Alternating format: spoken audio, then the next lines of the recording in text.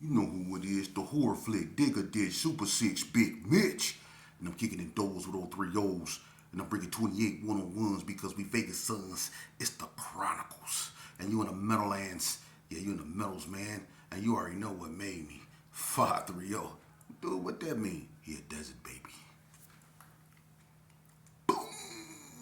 Hubba Dub, Scrub, 22-inch gold Dana Dangs, Big Bolo Yang. And you already know, man, these can never be McLean's. Welcome to Vegas Chronicles with the whole Super 6, Dicker Ditch Big Mitch. And today, like any other day, y'all know what we do, man. We kick actual factuals, no additives, no preservatives. Raw and uncut, like summer sausages and crackers. Shout out to everybody who's been rocking with your boy, man. Today, like any other day, man, you know us. Let's jump right off into it, man. I would like to send out support to and shout outs to everybody that's keeping it positive. You know, like I always say, mental maturity above everything. You know what I mean?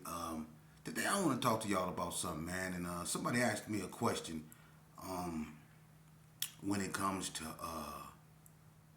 people in different neighborhoods, who do certain stuff like either, be a backstabber or but people overlook that type of stuff because of their name per se, and there's a lot of that going on in every neighborhood, and speaking of that, I just want to tell y'all something, man. I want to tell y'all a story about something, man, and it was this OG cat, right, in Vegas Chronicles.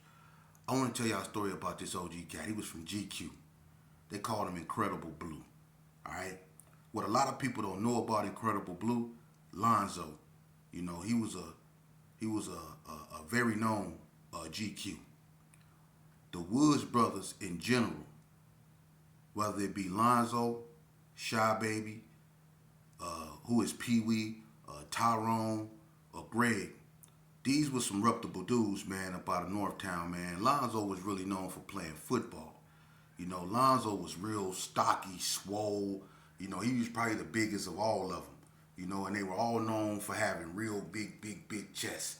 They was really genetically gifted when it come to the chest area because their chests was some of the biggest chests in Nevada prison systems. The Wood brothers, Greg, Shy Baby, and Lonzo, was known for having the biggest high chests.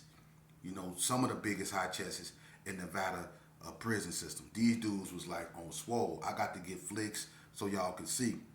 But speaking of, moving on. But anyway, what a lot of people don't know about Lonzo is that I've been knowing Lonzo ever since I was a little kid. Lonzo used to sneak to the Gerson and see my auntie Cassandra. He used to mess with my auntie Cassandra when I was a little kid. People didn't even know that. I've been knowing Incredible Blue, Lonzo. When he was a star player, football player, he was a star. He was cold at that football, But he was a reputable GQ. And when I ran back into Lonzo, it was during, the time when me and him both caught some serious cases. We was both in jail for some hot ones.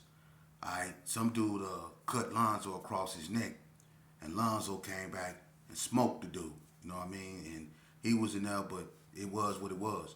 But me and Lonzo, even though I was in there for something that was, involved where he came from, we never got into it. Me and Lonzo never, got in, had an altercation because, like he told me, he said, yeah, I'm a GQ.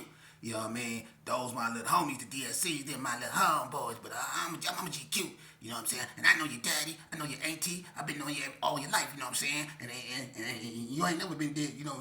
Went wrong with me. So man, it was always cool. Lonzo got a weird way of talking, but me and Lonzo was always cool. But nevertheless, as time went on and we both was in prison, Lonzo, he already had a reputation in prison. But Lonzo was an old dude that was still with the business. He was on swole, man. And, if he, touch weights, he just get big instantly. So Lonzo was one of the biggest dudes on the yard. Lonzo was around there knocking people out. And I'm going to keep it real with you. Not all Cali boys, because all Cali boys ain't no pushovers. There's a lot of them dudes that stand on business in the joint, on the street, whatever. But some of them don't. And the ones that didn't, Lonzo was exploiting that. Because Lonzo was extorting a lot of Cali dudes, man. and he was extorting what's the boy name from Oakland, Big Zoe, big light skinned Zoe. He was extorting him too. So Lonzo was pushing up on dudes and throwing his weight around. You know, he had a name. And this is an Indian Springs yard. And around this time, you have people like Lonzo, June Brooks, Lucky, Stacy McElmo, Gangsta Lump, P Baby, you know, Cal Folks. It was a whole bunch of them dudes. I'm talking about older heads, you know, that was on the yard. But Lonzo was one of the head honchos, hands down. You know, and we didn't fell out on the yard a couple times, you know what I'm saying, with them. But me and him ain't never had no direct conflict, you know. And I remember this one time, you know, we was up at NNCC. See, Lonzo was the type of dude, he stood on business. He was old school.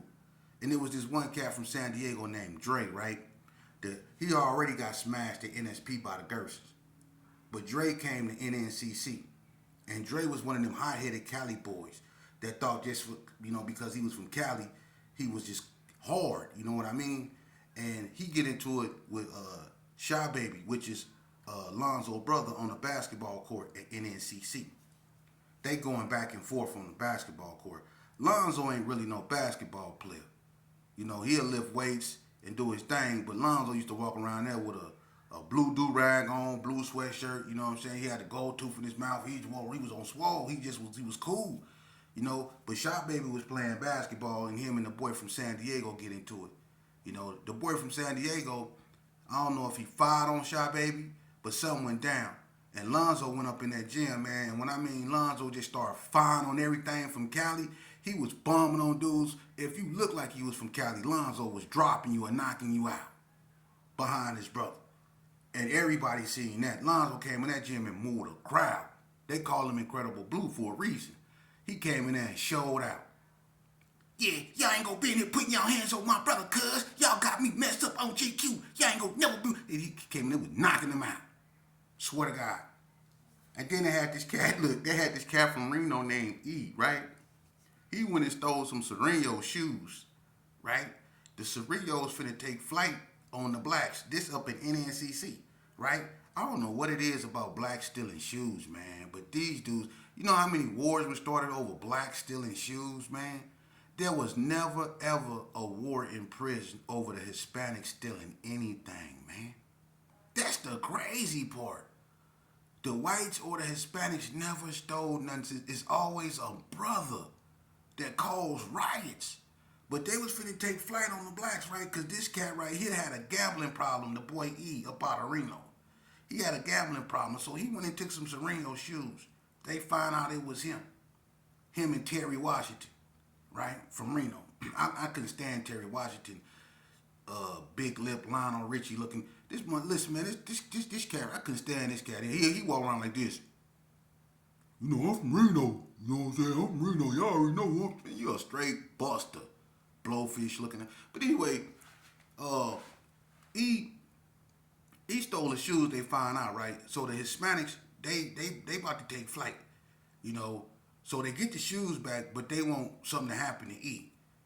The Reno boys basically didn't want to discipline E, but they didn't want to protect him either, so they basically got away from him, and he was just left basically stranded by himself. That's how a lot of them Reno cats is. They abandon ship fast, especially when they see they ain't got no wind. You know, so they left E, you know, but the Mexicans wasn't seeing it that way. They was going to take off on all blacks. So Lonzo and this older cat named Melly Mel, they went over there, and Lonzo said, yeah, E, and about you around here putting people's lives in danger, over here taking people's stuff. Man, listen here, they cleaned up. Lonzo, wop, wop. Melly Mel put him in a 4 Nelson. Lonzo got to work in his bread basket. Yeah, we cuz you ain't gonna be around here. Lonzo put hands on him. I'm talking about, he was a stand-up dude. Lonzo was a stand-up dude, man. And I ain't gonna even lie, you know, you know, when it came to like, you know, when it came to Vegas versus whatever, he was the type of individual you would want on your team because people knew he was gonna ride, you know. But, you know, unfortunately, like everything else in life, things have traumatic turns that, you know, And I'm gonna just say this here because I wasn't there. I'm gonna just say what everybody else know. Alonzo ended up doing um, about 12, 13 years, something like that, somewhere up in there, 14 maybe. He get out, and he was doing his thing. I really don't know what he was doing, but he had a friend named Eddie Hector. You know what I'm saying? Eddie Hector was cool. You know what I'm saying? Eddie Hector was doing his thing. He was a money man, had money. You know what I'm saying? But I guess this is what I heard. Now, I might not get everything right. Now, I ain't trying to get everything right because I'm not trying to, open the old wounds. But this is what I'm trying to get a message out. But what ended up happening was Lonzo, I guess, was going over Eddie Hector's house. Now, like I say, this might not be totally accurate. I don't want it to be. But he went over Eddie Hector's house one day, and somebody was in there robbing Eddie Hector as Lonzo went up in there. And Eddie Hector's son was up in there supposedly. I wasn't there. I don't know. You know what I'm saying? Everything I'm saying is what the newspaper said and the news said. You know what I mean? And everybody else know. But anyway, when Lonzo go up in there, they gaffle him up, the people that was robbing Eddie Hector. Eddie Hector's son was in the house while this was going on. His little son. So they made Lonzo get on his knees. They was finna do Lonzo the way they did Eddie Hector. You know what I mean? They had him, they did him bad. Let's just leave it at that. Alright? But they was finna do Lonzo the same way. But Lonzo didn't feel like he wasn't finna let them do him like that. So Lonzo, when he saw the opportunity, he jumped up, grabbed his baby, Eddie Hector's son, and dived out the window with him and took off running. For real. Unfortunately for Eddie Hector, he didn't make it. They ended up doing him in. They got caught. You know what I mean? It is what it is. I'm not getting too much up into that. But they ended up doing Eddie Hector in. Lonzo dived through the window with the baby and took off running. Now, after he did that, I don't know how the police get involved, but they did. The police got involved. They snatched up the people that was involved in the Eddie Hector situation. Right? And I don't know what happened, but all I'm going to say is this.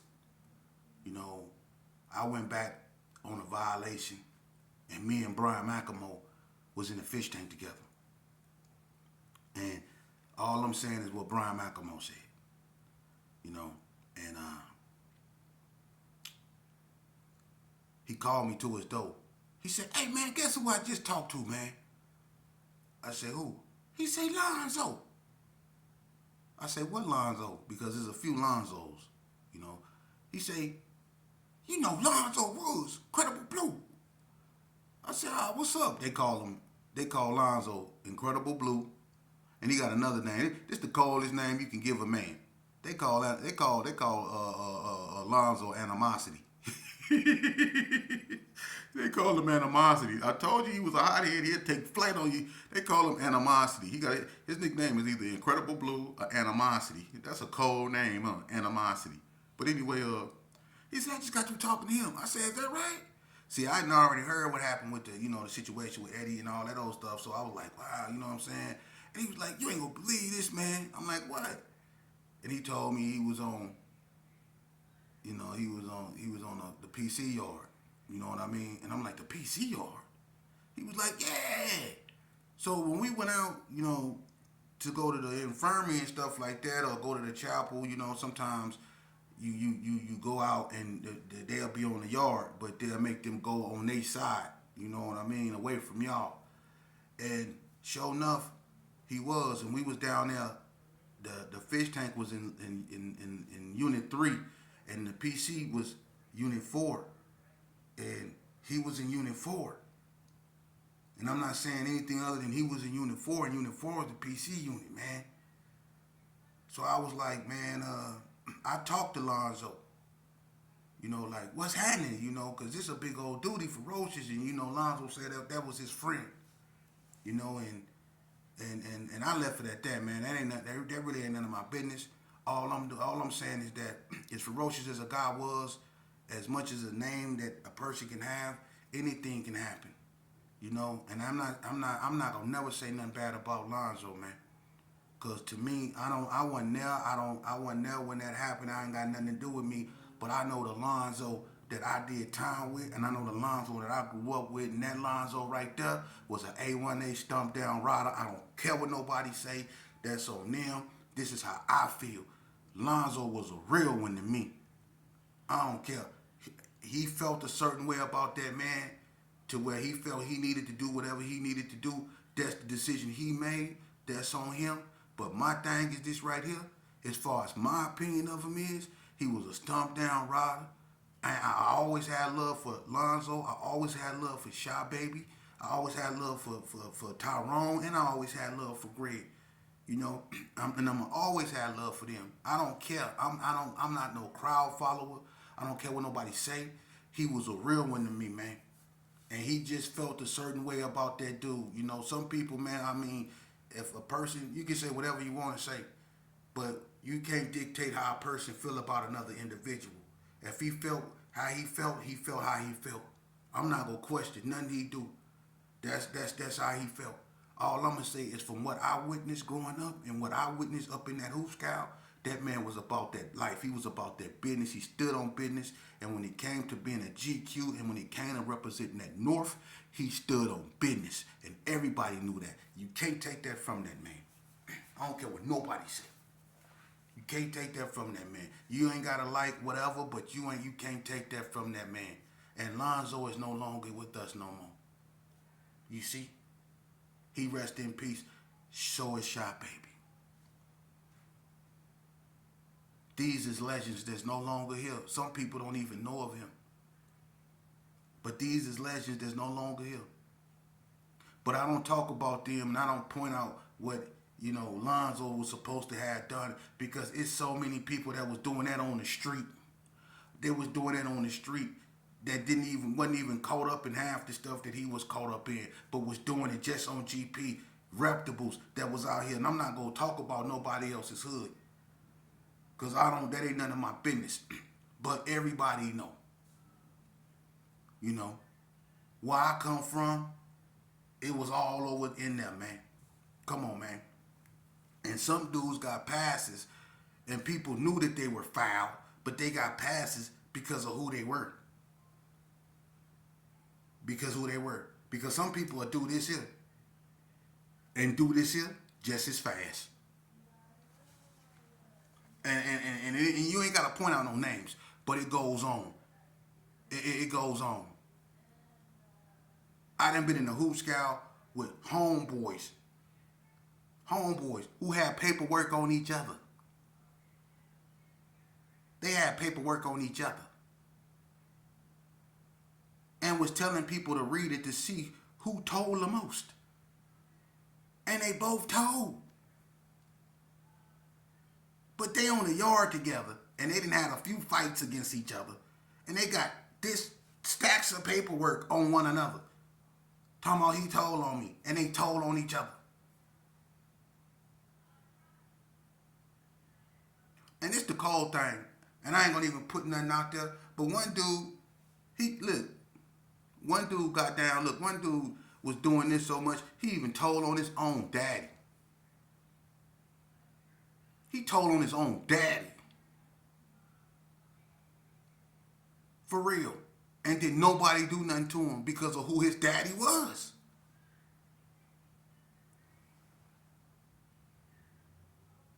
So that goes on in every neighborhood. Youngster, let me explain something to you. The loyalest person you ever go meet in your life, other than your 5 senses that God gave you, because that's the only thing, them the only homies you need in life, is your sense to smell, see, hear, feel, taste, all that. Them your homeboys. But the lowest person whoever you ever meet is your mama, your father, your intermediate family. If you lucky to still have them in your life. Listen to them. Don't get in this game, it's fake. Because you will get told on by a dude you grew up with. If he looking at the capital punishment, if he looking at a life sentence, he'll give you up. Yeah. Let me tell you something, man. It was 3 little Gersons that put in work. That everybody know about them. and the incident at that McDonald's right there on Martin Luther King and Cary. It was three little Gersons that put in work, right? And one of the little Gersons got caught with the gun, right? When he let security catch him with a gun. Security. He let security catch him with a gun, right? That was used in whatever. But look, his family, a bunch of his family members, supposed to be stumped down Gersons. When he got caught with that thing, and they, basically charged him with what was going on, they caught him up with it. His family members basically told him to tell on the other ones because he wasn't the shooter. His family, they known gangbangers, told him to get down on the other ones. For real. And that's what's going to happen to you, youngster. It happened to me. It's going to happen to you too. If you join this, stay your behind out of this, man. Look. Let me explain something to you. We used to be 5, 6 deep walking down the street, drinking 40 ounces with our pants hanging down, thinking we tough, mad dog and everything. We used to see people standing in their yard, scared to come out their yard. And we used to laugh at them because we knew they were scared to come out their yard. And they used to just stand there watching us walk by as we laugh at them. But you know what? They ended up being either police officers, judges, owning businesses, having a life. You know what happened to them, us that was walking up the street? If it was about 7 of us, right? Well, 4 of us no longer alive. 2 of us still in the hoop scout. And 1 of us is out here making videos. Talking about what used to be or what could have been. Right. See, if I can go back in time, instead of walking down the street in that crowd, I would have walked away from that crowd and went over there and stood in the yard with that dude that looked scared to come out of his yard. If I knew what I know now. Don't find yourself in a situation, youngster, to where you saying, I would have been standing in the yard with him if I knew what I knew now. I'm telling you, when you join a gang, you setting yourself up for failure. I know what it is and what it feel like when a person, someone you grew up with tell you, hey, homie, I love you, or I got love for you, whatever. No diddy. Right? I know what it feel like. But at the same time, love those that love you, but don't let love mess up your vision. And most importantly, you got to learn to love yourself above all. And loving yourself is not putting yourself in a situation to where you can lose your freedom. Putting yourself in a situation to where you stress your family members, especially your mama. Because there's nothing like a mama. And there's nothing like being locked away where you can't be around and see your mama, especially when she really needs you. You know how many dudes that lost they up in prison because they mamas was on their final hour and they was screaming and calling for their name and they called home and was 3-weighing at the hospital while their mama was screaming their name before God called her home. And they had to sit on the phone and listen to that, knowing that they can't be there, knowing that they can't even go to the funeral because they don't do furloughs no more. You know how them dudes felt? Yeah. Don't put yourself in that situation, man. Ain't nothing gangster about that. Ain't nothing gangster about not being able to be there for your mama when they need you the most. Ain't nothing gangster about that. So think about that when you trying to be there for your homeboys. You think about that. Think about being there for them at the expense of being there for your mama. The one that carried you in her belly for 9 months and held you in her arm for 3 years, and who will hold you in her heart for the rest of her life and forever. Think about that. Because your homeboys ain't gonna love you. They don't. They love what they can get from you. They love when you around. They love when you got a little money. They love when you got a ride. And they love when it's more them than the other. For real. That's what your homies want. But start doing your own. Start saying no sometimes. Start focusing on yourself. And then they'll take their mask off and you'll really see what your homeboy look like. For real. Start saying no. And these dudes so quick to talk about people doing this and people doing that. But let me tell you something, youngster. They go to prison and they surrounded by people 24 hours a day that do this here. And they know it. Some of the most ferocious dudes up in the joint with names is working with the administration because they don't want to end up in maximum security. So to stay out of maximum security, they work with the wardens to keep the yard safe. And these is the ferocious dudes that's supposed to be the stump down hard dudes. No, they work with the wardens and the investigators because they don't want to end up in max no more. See? And they'll do whatever it takes to stay up out of max, even if that's giving up you. Believe that. How you think a lot of people get busted on visit?